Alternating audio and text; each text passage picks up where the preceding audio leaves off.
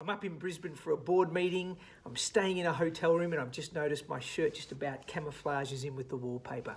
But here's my 2-minute conviction. It's a really simple one. Don't gossip. That's it. Just don't gossip. I love the ancient wisdom of Socrates when a person comes up to him and wants to tell him something about his neighbour. And Socrates says, okay, hang on, before you talk to me, I have a test of 3 sieves that you need to pass. Number 1, is what you're about to tell me truthful? And the person's like, I don't know, I just heard it from somebody else. Socrates is like, oh, okay, well, let's at least look at the second test. Are you about to tell me something good, something kind about my neighbour? And the person's like, no, definitely not, the contrary.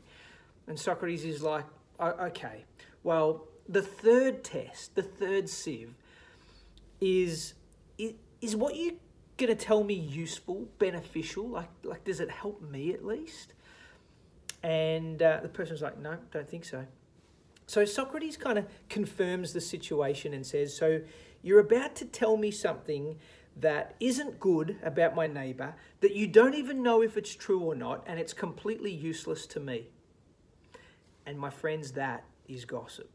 And gossip ruins relationships. It slows down and violates trust. It sabotages your culture, and it's going to ruin all the leadership momentum you are building with your people.